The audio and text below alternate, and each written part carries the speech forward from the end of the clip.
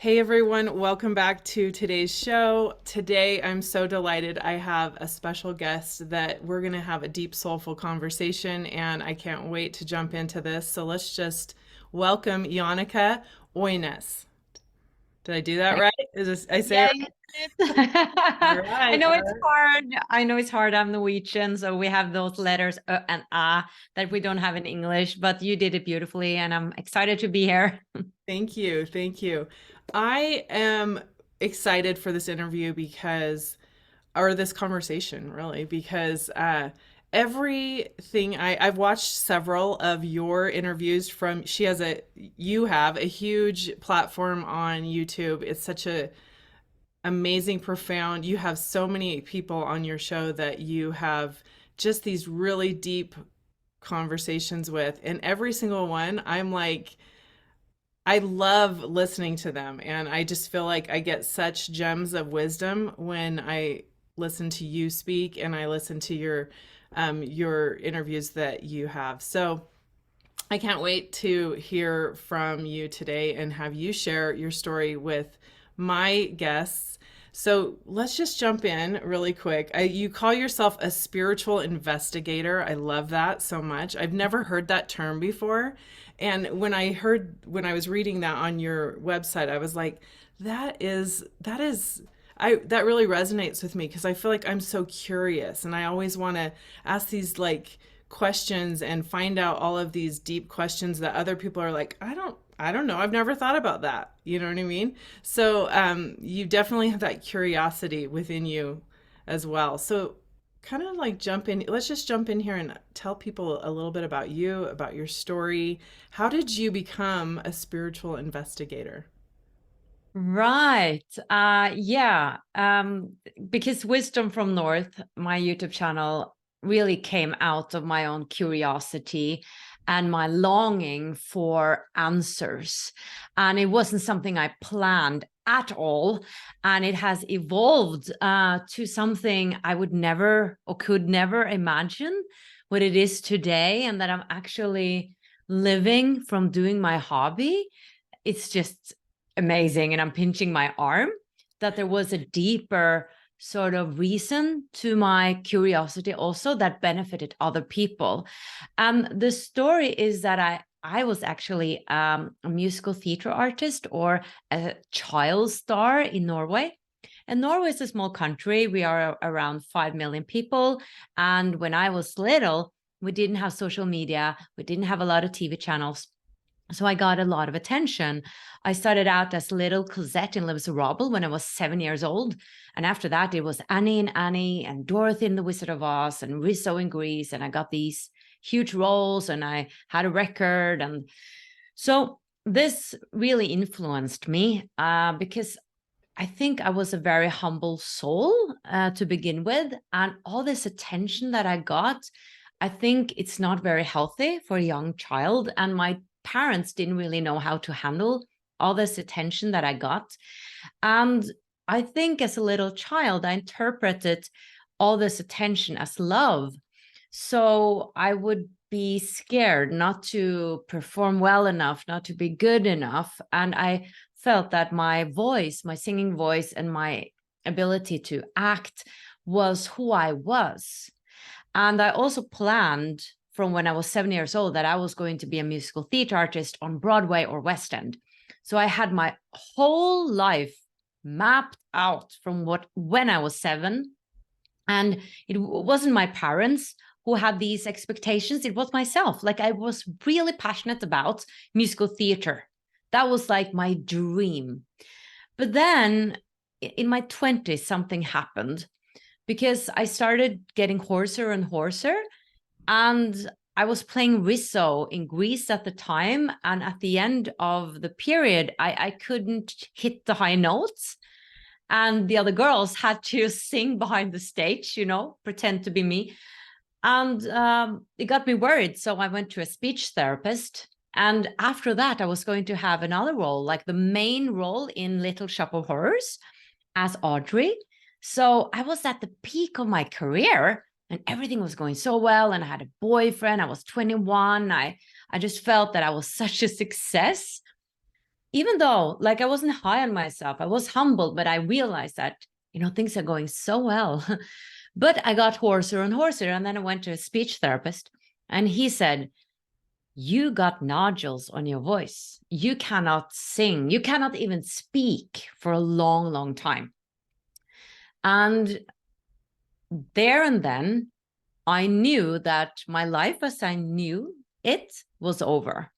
That everything I had worked towards since I was 7 years old could not happen. Like I intuitively understood that my voice is not going to recover fully. And I went to a speech therapist, and I went to, or I didn't speak for a long time and all that, and I got surgery, but the voice never fully recovered. And long story short, I did lots of other things. I sort of came back to showbiz. I did a soap opera and so on. But what happened was right after I lost my voice, I fell into a depression, a very dark, long depression. And I questioned everything. I questioned my value. I didn't feel worthy of anything, to be honest. I felt so small. I felt so much self-hatred.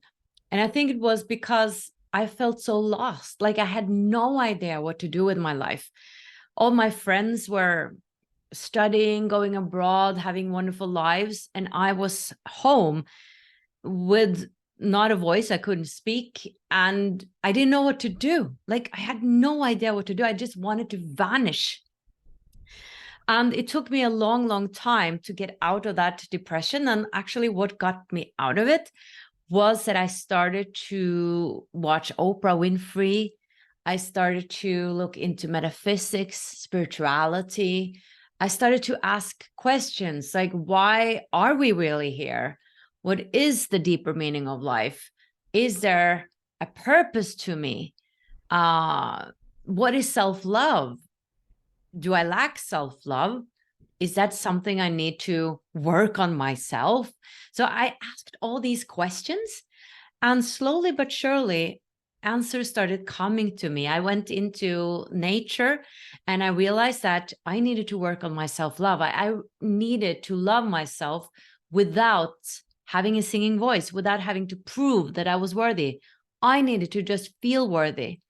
And that took me a long time, this process of working myself out of the depression, working on self-love, starting to be more, having a greater self-confidence, all this. It was almost like I needed to be born again, actually, that I was awakening to a new identity, almost. Because I built my identity then on just my being and not my doingness from my past life.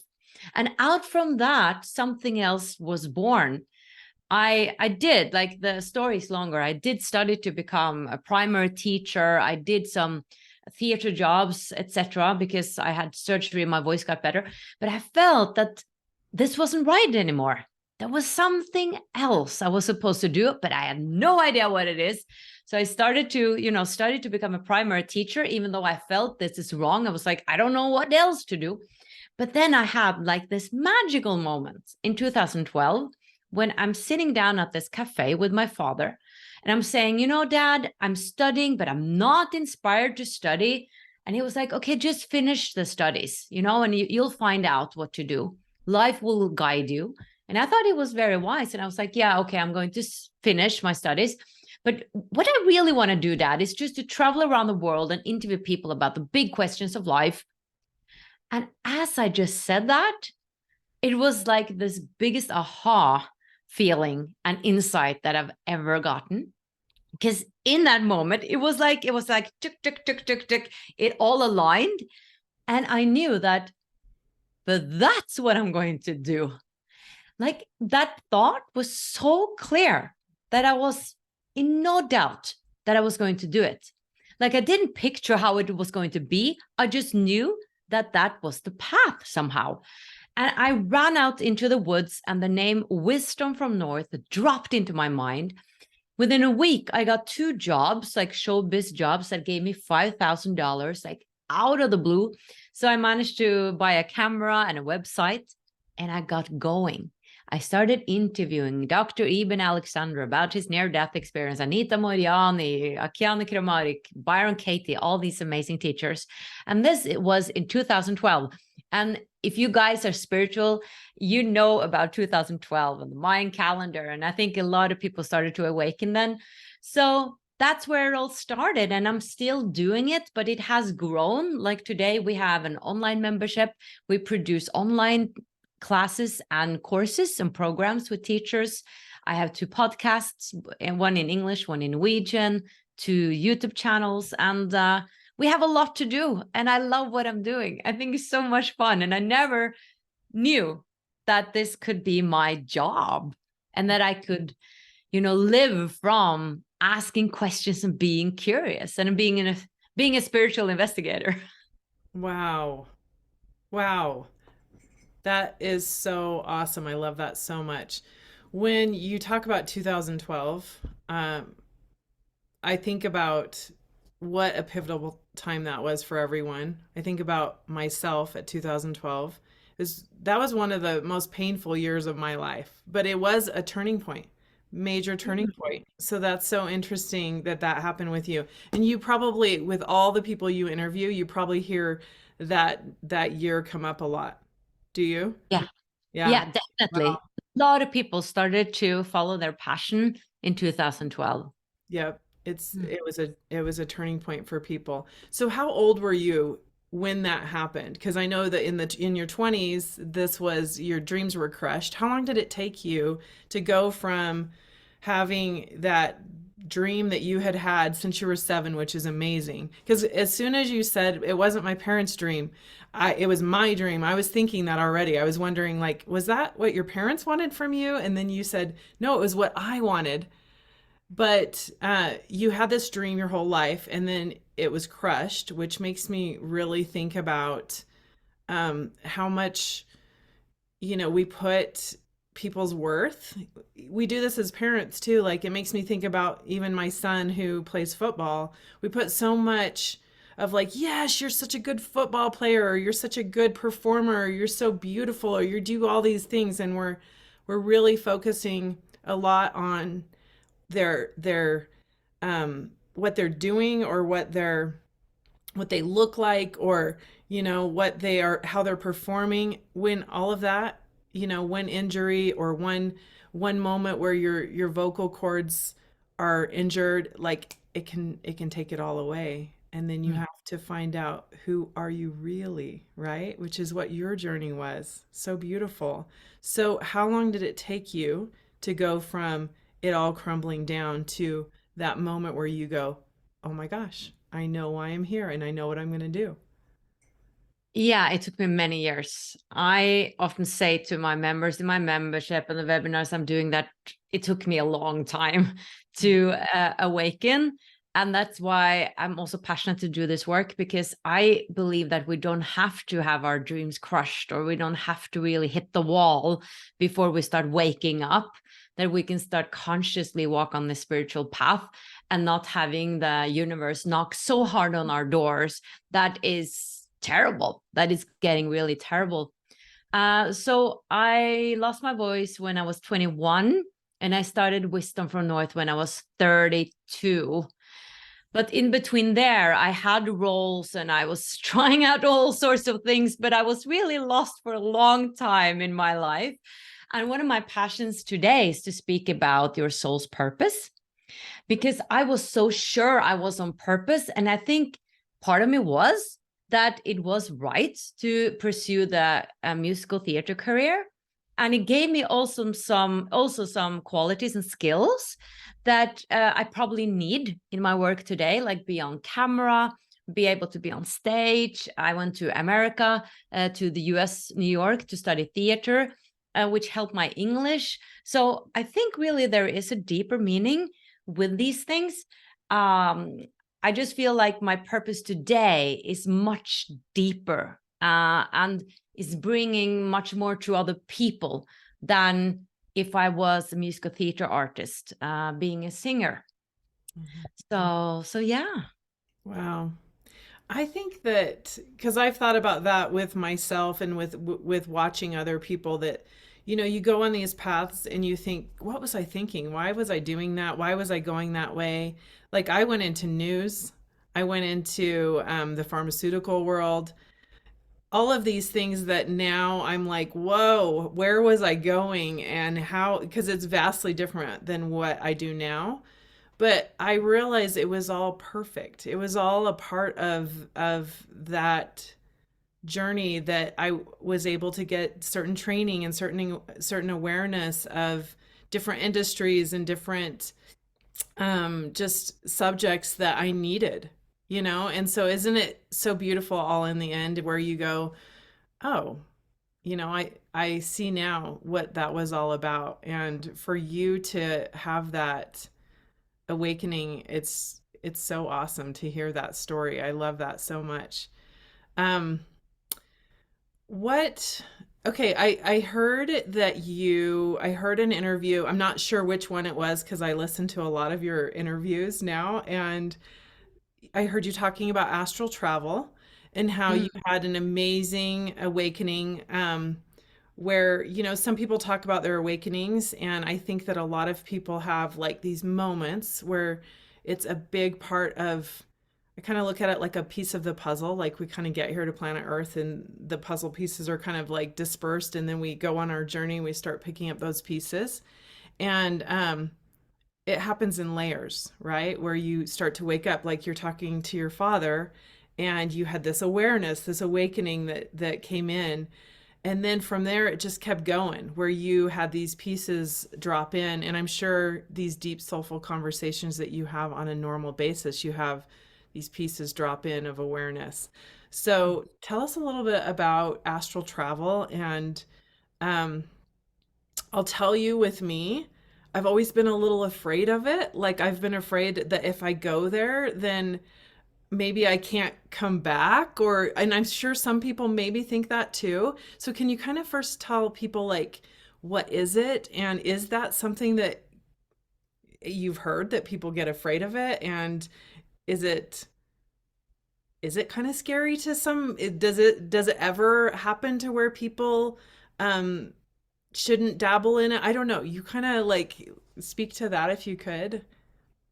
Sure, I think it's a very interesting topic and I'd love to speak about it. And I also want to stress that I recommend checking out some teachers that I believe are really good at this and yeah, are quite experts, I would say, on within this area. And I think it's important that we have some good teachers because this is an area that might be a bit more challenging. And I think you'll understand why when I explain this. So for astral traveling, I recommend Jade Shaw, and I've interviewed her. And you can watch an interview with her on my channel. And I'm going to interview now Charlie Morley on lucid dreaming. They're splendid teachers. So in 2006, in that period when I was a bit lost, what I was doing was being a spiritual investigator myself, not on YouTube, but myself in my own life. And I so wanted proof that I existed outside my body because I was studying this, I was reading about it, but that was just a belief, right? Like, how could I know that this was the real deal? How could I know? And then I was like, okay, if I get out of my body, I will know that I'm more than my body, that I exist outside of it. So I went to this astral travel and dream course and I meditated every day, 3 times a day. And there I learned a lot about the astral realm.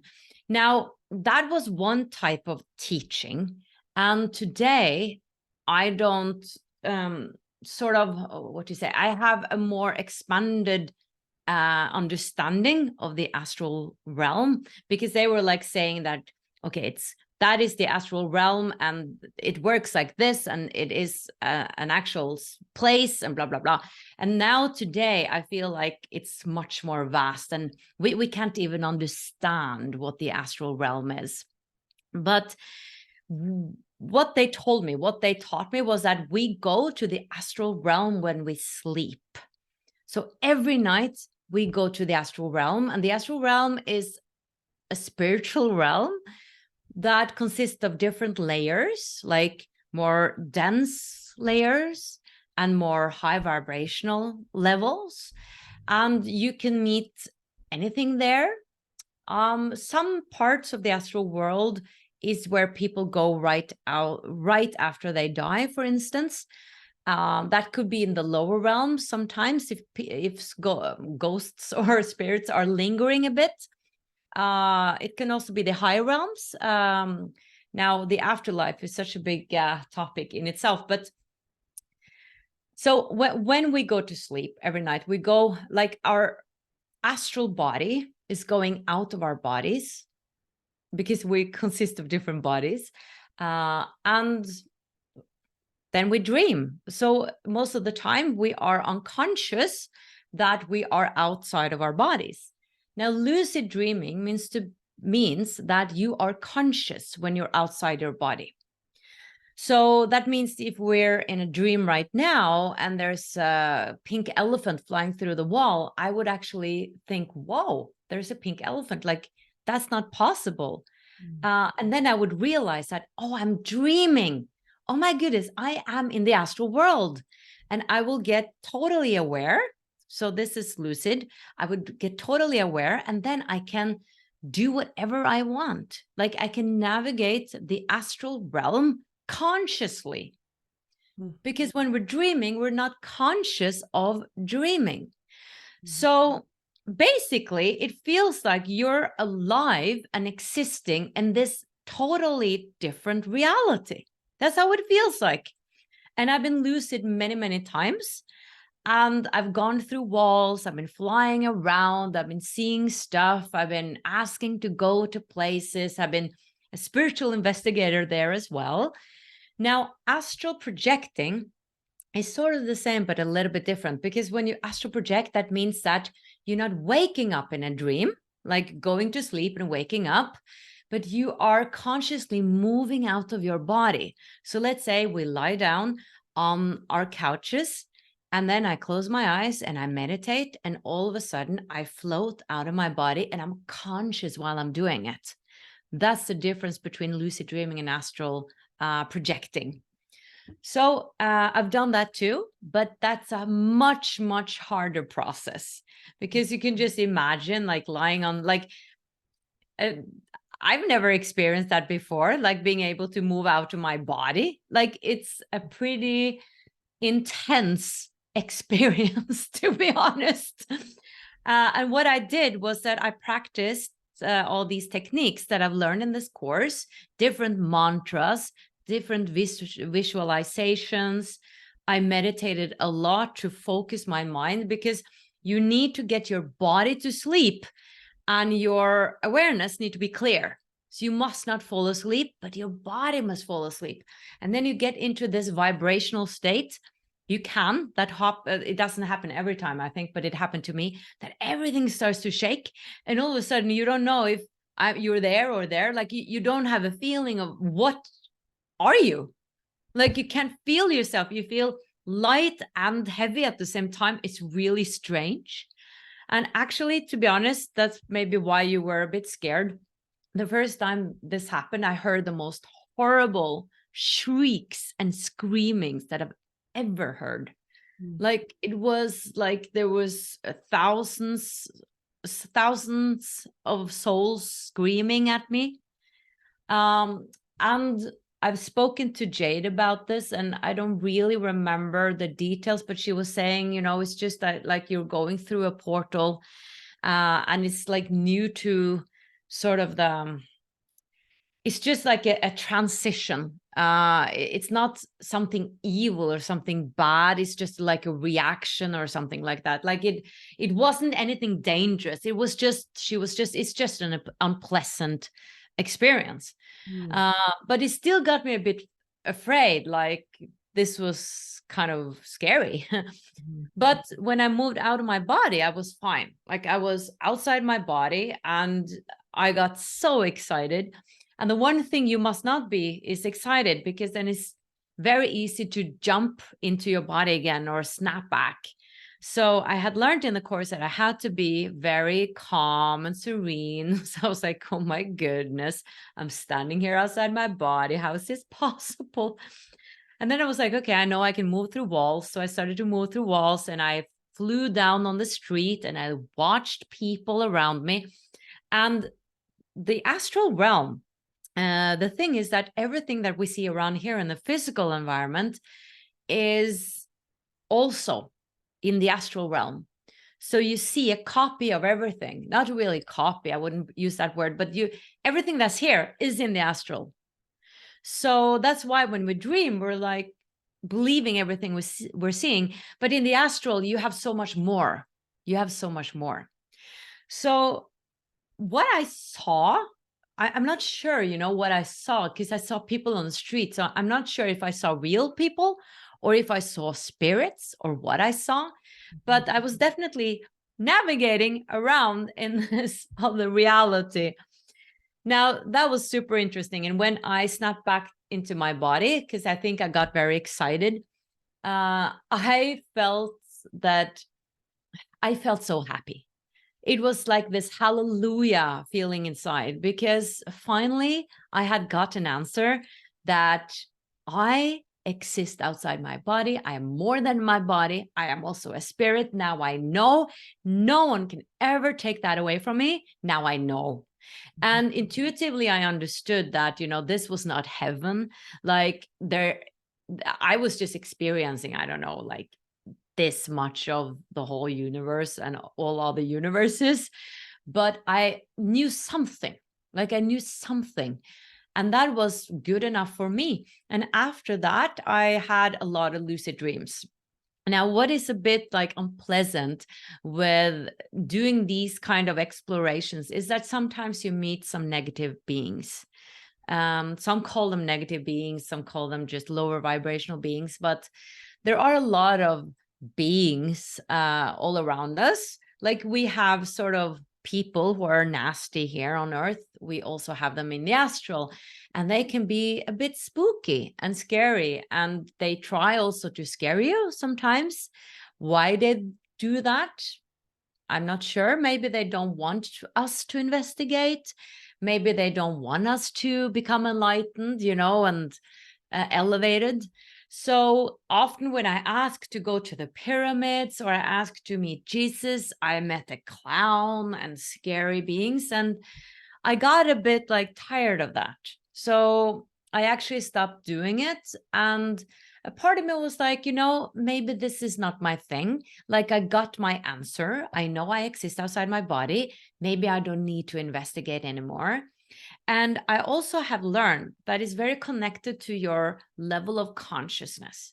And I am the first one to admit that I'm not very enlightened. I'm a super normal human being with a lot of emotions and things and issues and this and that. I'm not a person who is meditating 3 hours a day. I'm not.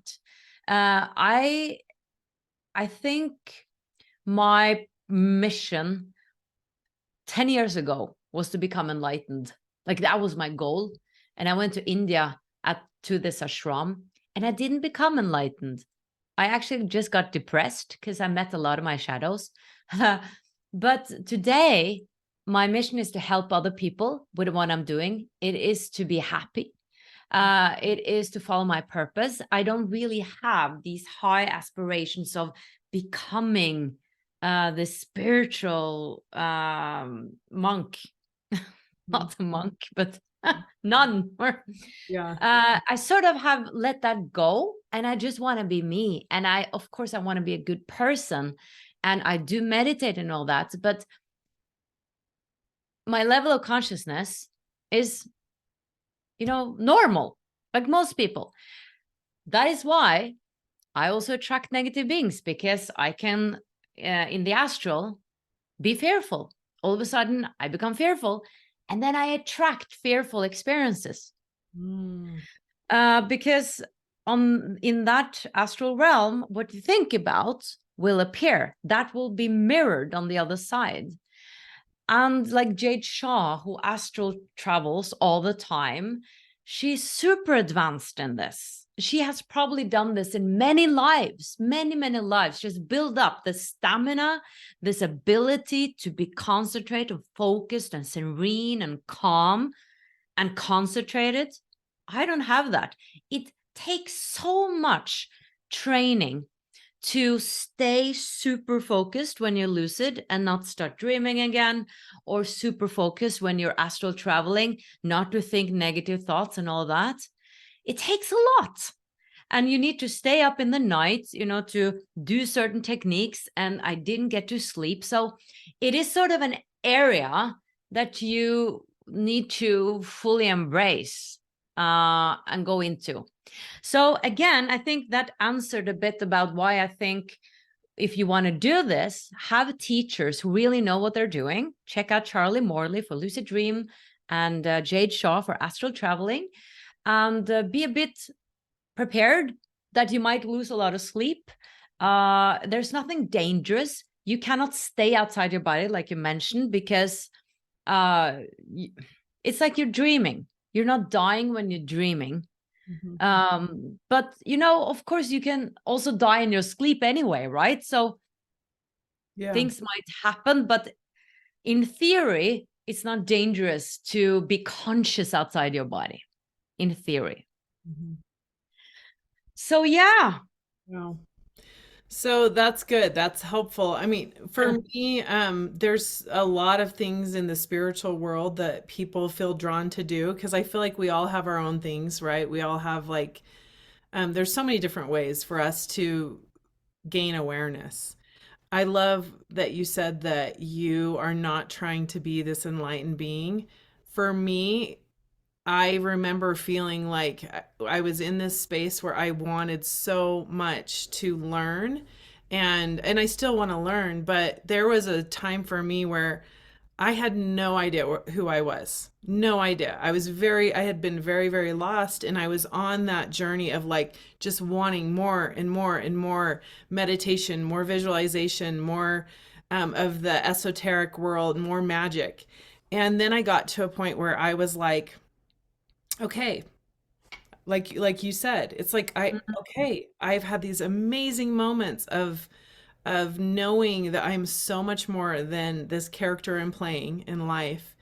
And it kind of chilled for a little bit, like, okay, I'm kind of chill and Mm. I'm not trying to attain enlightenment at this point right now either. I still like to swear every once in a while. I still like to have a glass of wine. I still, Mm. like I got to this point where I was like comparing myself to other people that I felt like were I really admired where they were, but I was like, I'm not there. And actually, I don't necessarily want to be there at this point. I feel like I look at myself more of a bridge Mm. to the old Jen where I was to still kick it with those people and really be in that space of being able to like go, okay, you guys, I get where you're at. Let's go to let's at least go down the path to where I'm not trying to be on a pedestal, where I'm like, oh, I'm amazing. And which there are people that I feel like are at that point. They're,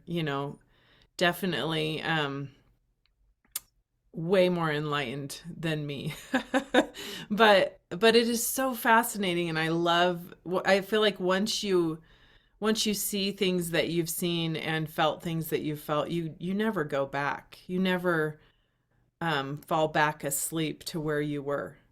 Because I know people kind of wonder about that once um, they change their life so drastically and they have those moments of awakening, then they're afraid they're going to go back. And I don't feel like you can. I feel like once your lights are on, they're on, right?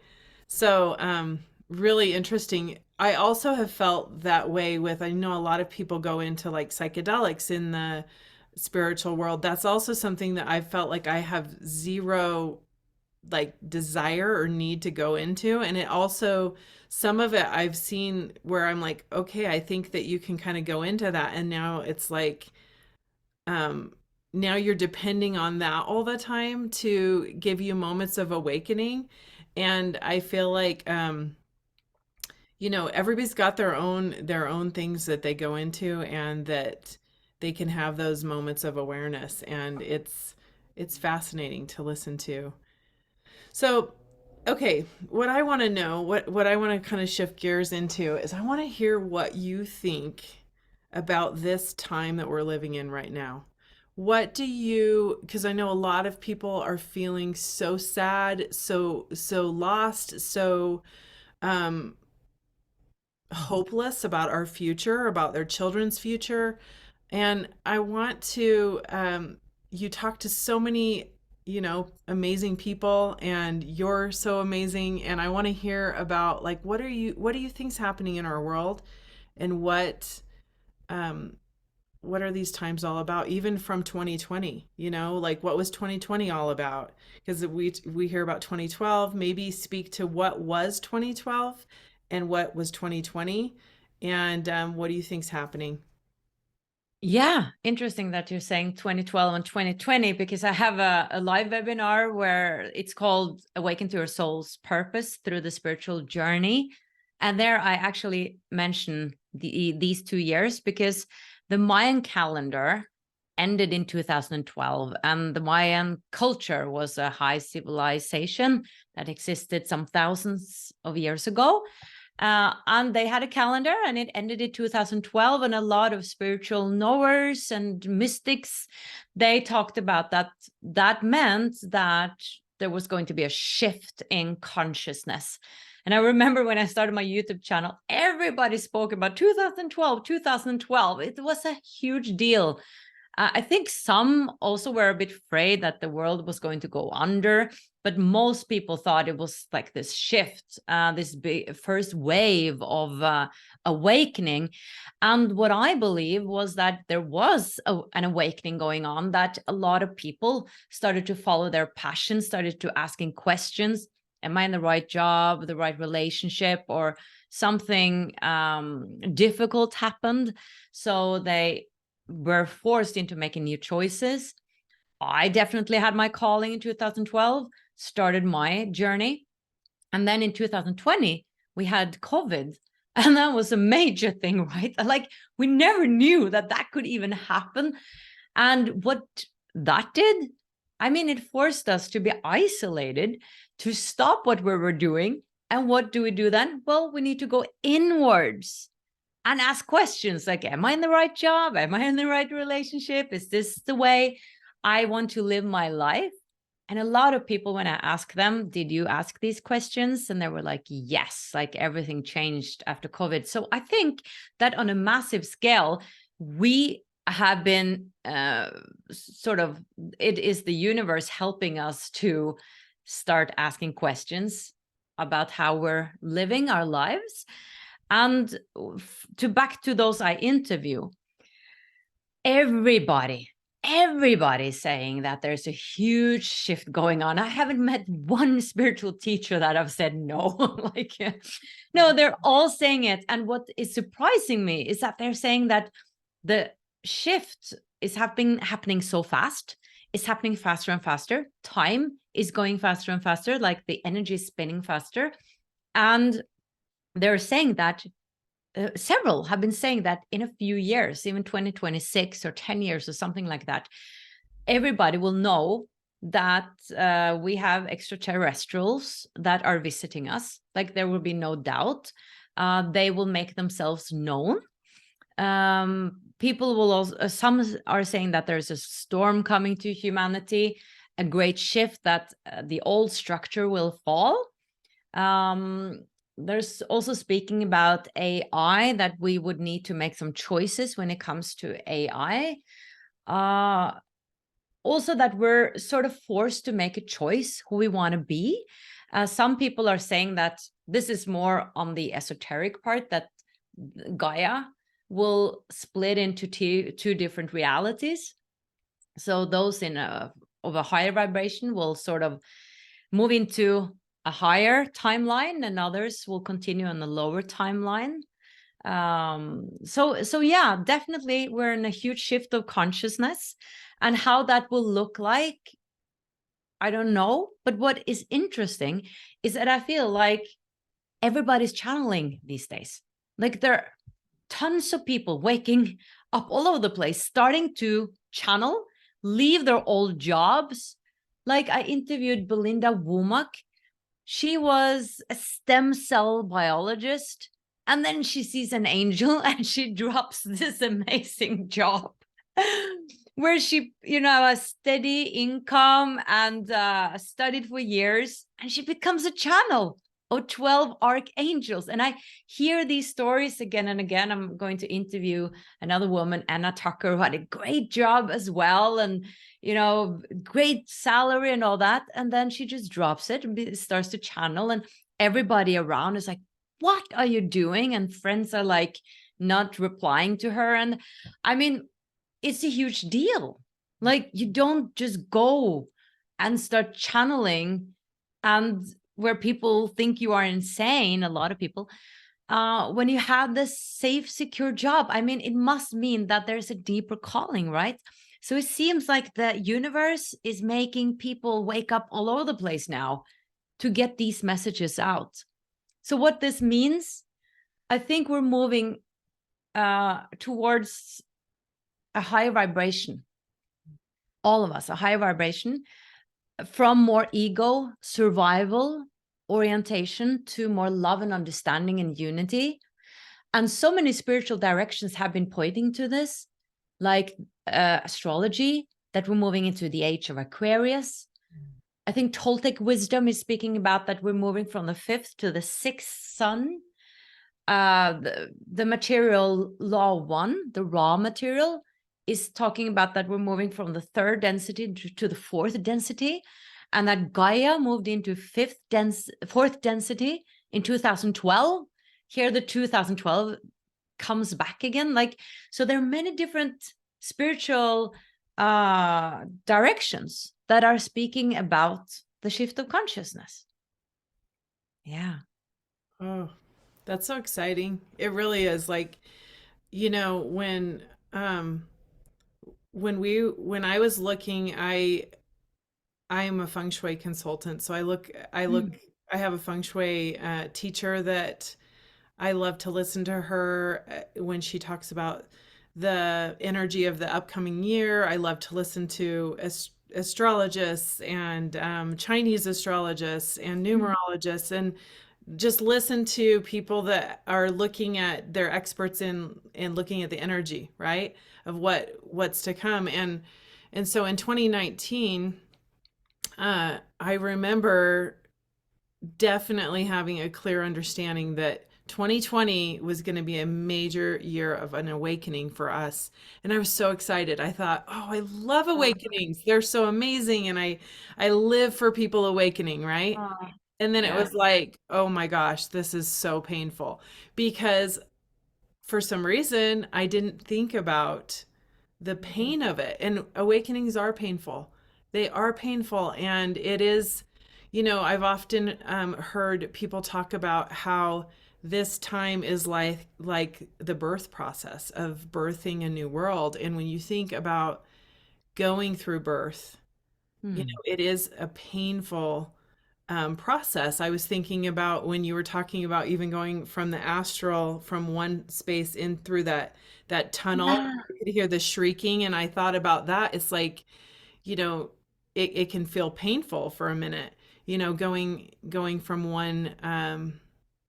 one experience to the next, and that is, for your awakening, that was very painful for you, you know. Mm. That is where it happens, when you are so uncomfortable in your life that you've got to really look at something way deeper. And I think that is where we are right now. And it can feel hard, right? It can feel so heavy. And when you're talking about the idea of creating the two different realities, I catch myself going, like, seeing things happening in the world and going, oh my gosh, I'm going into this, and then going, wait, no, that's not the reality I really want to live. So I need to pull myself back over here and go higher and create something better and something more hopeful and more exciting and more joyful.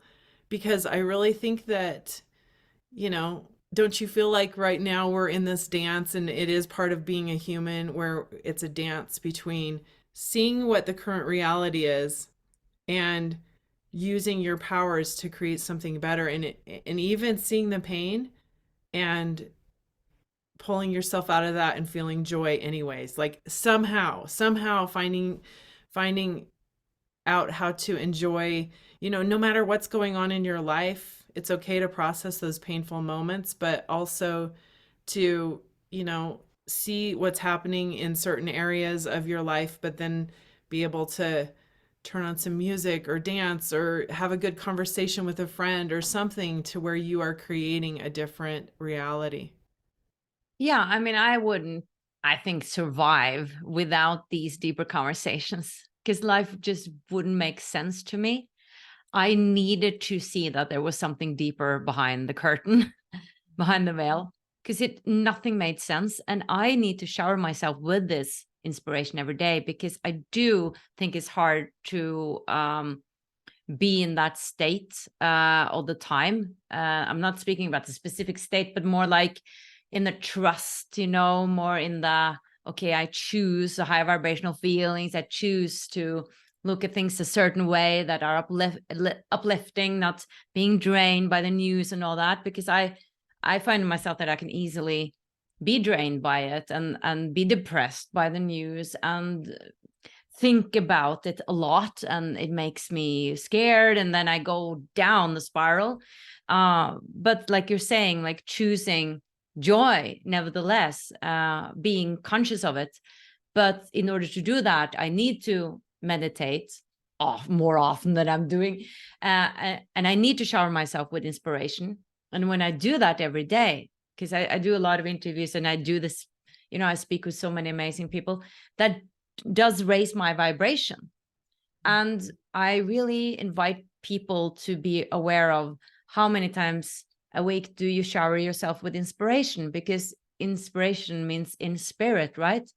When I'm inspired, I'm like, yes, it all makes sense again. It helps me so much, but I find it interesting how often I need that, you know, yeah, Mhm. that what is it? Injection Reminder. Yeah. of Yeah. inspiration. Yes. Yeah. Well, and Yeah.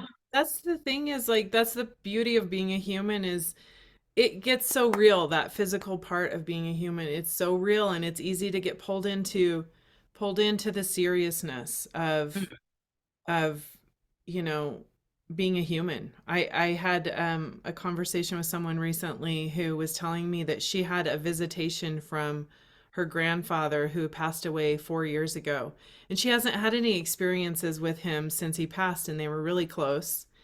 And recently she's been just really feeling like her life's been feeling really heavy and serious, and he visited her. He gave her a visitation, and he gave her a gift in her dream. Maybe it was a lucid dream. As you were Right. talking about lucid dream, I was thinking about her experience. But she was sitting in a restaurant with him, and she could feel like all the people in the restaurant were so joyful, and she could feel their joy. It was like she was bathing in joy. And he said to her, I forget the nickname that he called her, but he said to her, start enjoying life. Stop taking everything so serious. It's meant to be enjoyed even this time, right? Like enjoy your life. And it was such a powerful message that she woke up the next morning with just this joy. And it also rippled out to me by her sharing that with me. And I share it with, some of my clients that I'm working with that are feeling so heavy right now. And, we are living a play. And in the end, it's all okay. Everything's all okay, right? And so, yeah, we all need those reminders. And being a human it's sometimes really hard, but Yeah. really awesome. Really awesome. And it's okay to admit that it's hard. And okay, I think it's important not to try to be spiritual, try to, like we spoke about, become enlightened. It's about coming home to yourself being who you are, being honest with who you are, feeling what you're feeling, and of course wanting to or striving to raise your vibration, but also not suppress emotions, whatever you're feeling, loving what is. I love Matt Kahn, that I've interviewed a few times, that talks about loving what is. And that's a teaching that I really appreciate. Whatever I'm feeling, wherever I am, if I can accept that. Like yesterday, I just felt horrible. Like I had no idea why. It wasn't even in my period. It was after my period. And I just felt overwhelmed and horrible. And I've gotten to know myself quite well, much better than I used to know myself. So I know that this will pass. This too shall pass. And I can't do anything about it. Like I just feel it's like a cloud is on my head. And then I thought, okay, use the techniques you have. Can I accept this? Can I embrace it? Can I let myself just be, not push, and not think, oh, I have to work anyway. I have to do all these stuff, even though I don't feel like doing anything. And I let myself just be there. And I ended up watching a television series on Netflix, just enjoying not doing much, not trying to, because I'm moving, not trying to move stuff. And I was just thinking, I know probably tomorrow is going to look totally different. And it was like today, I just woke up with a clear mind and happy and and so I think it's about not resisting that. There is a deeper meaning. Maybe I just needed that. I don't think we can understand everything. Just meeting yourself with love and embrace wherever you are. I'm doing my best. Like I know I'm doing my best. It doesn't help to push and be like, I should be happy now. Why am I not happy? I don't have my period. I should be happy. So yeah, so we have the chance to practice all the time, don't we? So what is something that you feel like really helps you when you're feeling heavy?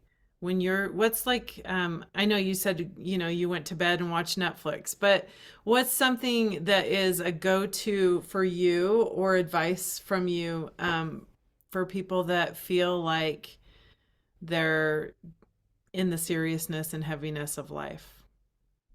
Well, it's actually to sit with it and approach myself as I'm approaching a 3-year-old. Like, hi, Jannecke, what do you really need right now? Maybe lie down on my bed and focus on my heart, like meditate. Just go inwards. I like that when I just feel that I have this cloud over my head. That's how I feel it when I have a bad day. And just be really, really gentle with myself all the time. Like really be present with myself. Like, oh, that was hard. I know you feel really low in energy right now. It's okay. What do you need? What do you need right now? And often I just need to lay down and relax. And often I'm just overwhelmed and it's just life is too much and work is too much. And it's just too many feelings. And often I end up crying and then it feels like a relief. Sometimes I speak out loud to myself, like being there as a friend. Sometimes I can even take up my phone and look at myself and talk to myself and say, hey, I'm there for you. It's okay that you feel the way you're feeling. Most of the times I go to inner child work, actually, that I close my eyes and I visualize that I meet myself as a 3-year-old or 7-year-old. I can ask, like, how old are you? Like this emotion I'm having right now, how old are you? And I can see what comes up. So here I'm investigating a bit, and maybe there's a 7-year-old who says something that I feel not good enough or overwhelmed. And then I try to be there with that part of myself. So I think it's about not running away from it, but actually meeting it and accepting it, and then not doing that to fix it. Like, I hope this will fix it. I hope I will feel better now.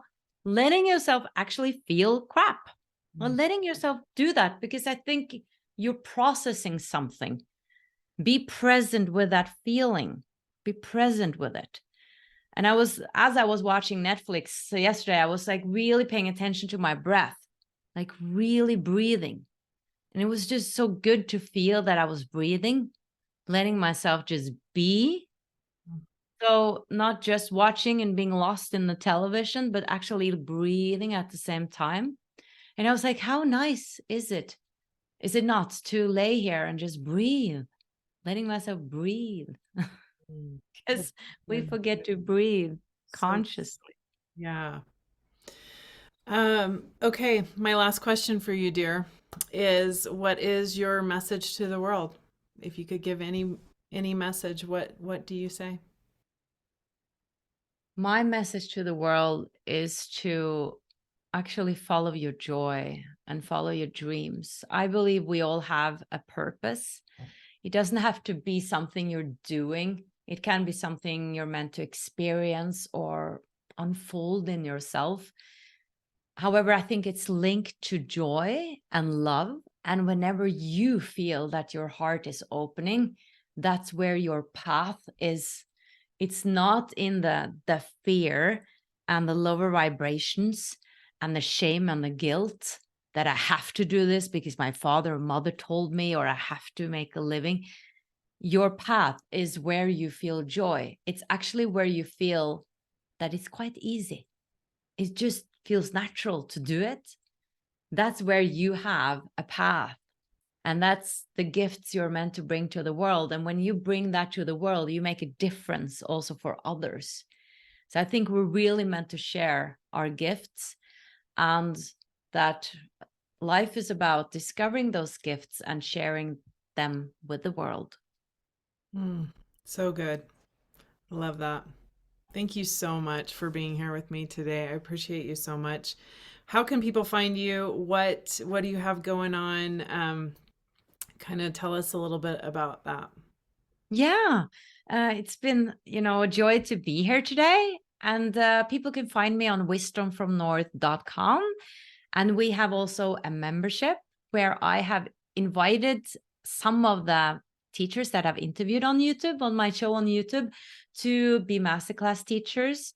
And my membership is sort of like a spiritual Netflix, that you find different classes that are exclusive for my membership. With personal development and spiritual growth, it's really a place for those who want to take their spiritual growth to the next level, who want to find their purpose, love themselves. That's the membership for you. And that is wisdomfromnorth.com/membership. And we have tons of free material as well, free meditations, webinars. Yeah, you can just hang out there for a long time. Just check my webpage out. Love it. Love it. Love it.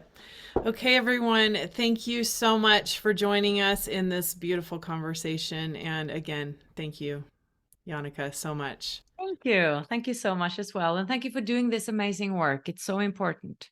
Yes, it is. Thank you. Okay. I'll talk to everybody next week. Bye for now.